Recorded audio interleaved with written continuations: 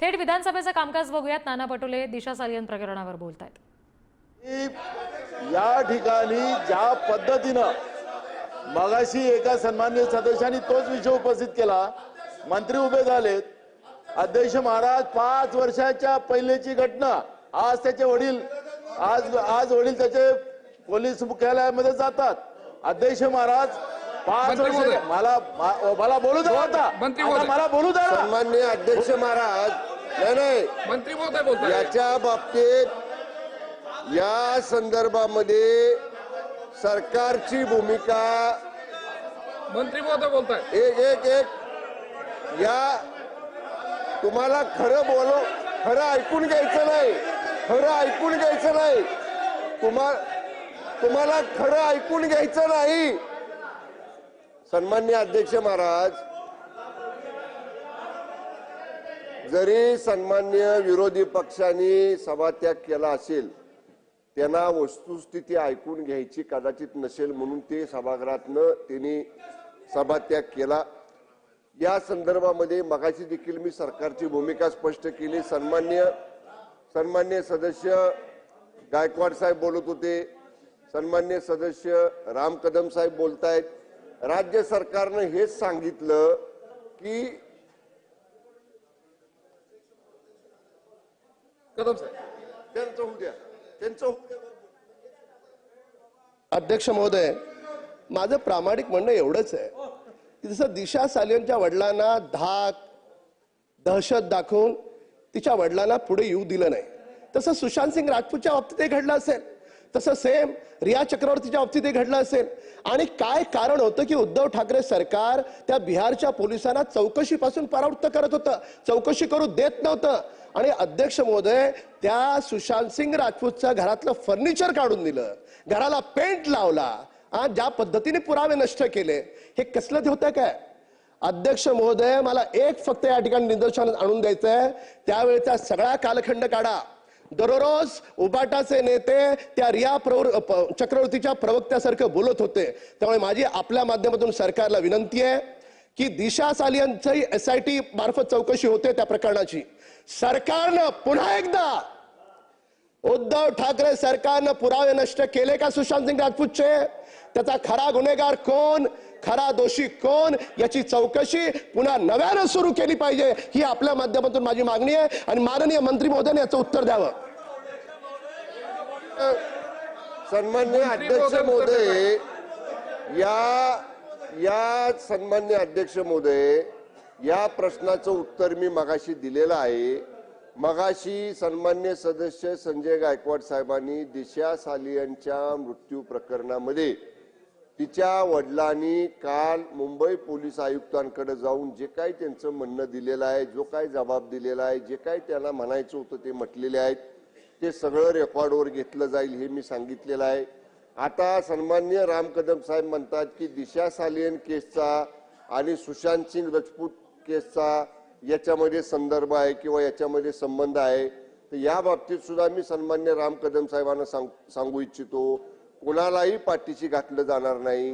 हे सरकार जो कुणी कुठल्याही प्रकरणाशी, नानाभाऊंना म्हणजे 5 वर्षापूर्वीचं असं काही नाही, 5 वर्षापूर्वी एखादी गोष्ट पुढे आली नसेल ती आज पुढे आली असेल म्हणून काही ती 5 वर्षापूर्वी दडून राहिली तशी दडून ठेवण्यात अर्थ नाही. मी कोणाची बाजू घेऊन बोलतोय असं नाही. त्या बिचाऱ्या मुलीचे ते वडील आहेत. शेवटी आपली मुलगी गेल्याचं दुःख प्रत्येक मातापित्याला असतं. त्या भावनेतनं ते वडील एक आपल्या मुलीसाठी एक मिनिट आपल्या मुलीसाठी ते बिचारे न्याय मागतायत. त्यामुळं त्यांना जे काय म्हणायचं असेल ते त्यांचं ऐकून घेतलं जाईल, रेकॉर्डवर घेतलं जाईल. आणि ज्या काही यंत्रणा या दोन्ही प्रकरणांचा तपास करतायत त्या यंत्रणांच्या समोर ते निश्चितपणानं सगळ्या गोष्टी आणल्या जातील. अध्यक्ष महोदय, सन्माननीय सदस्य राम कदम यांनी प्रचंड ड्रामटायझेशन करून अनेक गोष्टी सांगितल्या. मुख्य ते गोष्ट सांगायलाच विसरले, रेकॉर्डवर चुकीच्या गोष्टी जायला नकोत. 3 वर्षापासून आता मंत्री महोदय म्हणाले की राज्य सरकार त्याची चौकशी करेल, पण राज्य सरकारच्या वरती केंद्र सरकार येतं. केंद्र सरकारकडे CBI आहे. CBIनी सुशांत सिंग राजपूत यांच्या मर्डरवर संपूर्णपणे गेले 3 वर्ष चौकशी केलेली आहे. 3 वर्ष चौकशी केल्याच्या नंतर 2 दिवसापूर्वी त्याचा क्लोजर रिपोर्ट सादर केला, त्यामध्ये त्यांचा सुसाईडच झाला असं आम्ही सगळ्या वर्तमानपत्रात वृत्तपत्रात वाचलेलं आहे. मग असं असताना सुद्धा आपण सीबीआयला अंडरमाइन करतोय का? म्हणजे केंद्र सरकारची जी आपल्या देशातली जी सगळ्यात मोठी क्राईम इन्व्हेस्टिगेशनची एजन्सी आहे त्याच्यावर राम कदम साहेब असतील किंवा अन्य सदस्य ज्यांनी आज म्हटलं किंवा स्वतः मंत्री महोदय असतील यांचा विश्वास नाहीये का? आणि त्यामुळे आपल्या सभागृहाच्या मार्फत सीबीआयला अंडरमाइन होऊ नये, सीबीआय जे मोदी सरकारच्या अंतर्गत येतं त्याच्यावर आपण कुठे प्रश्नचिन्ह निर्माण करू नये असा माझा पॉइंट ऑफ ऑर्डर आहे.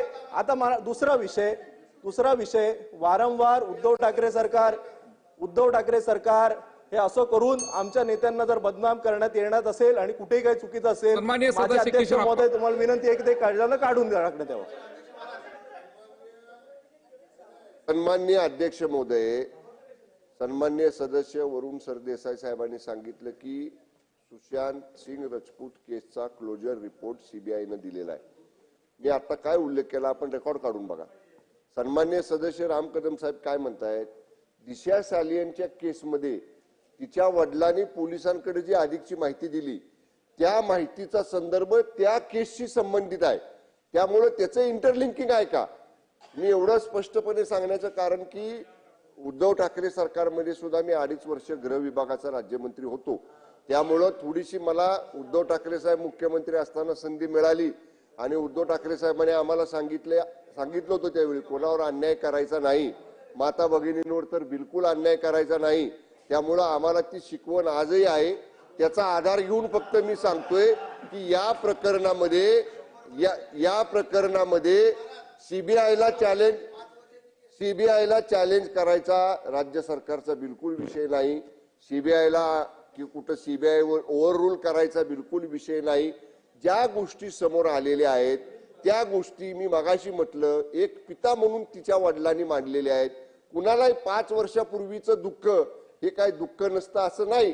त्यामुळं त्या बिचाऱ्या वडिलांच्या भावना एक पिता म्हणून ज्या आहेत त्याचा जर संदर्भ येत असेल तर त्याच्यात ज्ञानी आम्ही नाही आहोत, त्याचे ज्ञानी त्या संबंधित यंत्रणांचे अधिकारी आहेत. ते बोललेत, ते आयुक्तामार्फत त्या यंत्रणे पुढे देणं आणि यंत्रणेचा चौकशी अहवाल आल्यावर तो या ठिकाणी गृह विभाग त्याच्यावर निर्णय घेईल. जर आपण काही केलंच नसेल तर चौकशीच करू नका, ते जुनच आहे ते आता घेऊच नका असं म्हणण्यात अर्थ नाही. दूध का दूध पाणी का पाणी हे या सगळ्या प्रकरणांमधलं बाहेर येईल आणि हे सरकार जाणीवपूर्वक कुणालाही अन्याय कुणावरही करणार नाही, जाणीवपूर्वक कुणालाही बदनाम करायचा प्रयत्न हे सरकार करणार नाही. त्यामुळे निश्चितपणे अध्यक्ष महाराज या सगळ्या चौकशीनंतर सत्य परिस्थिती बाहेर येईल.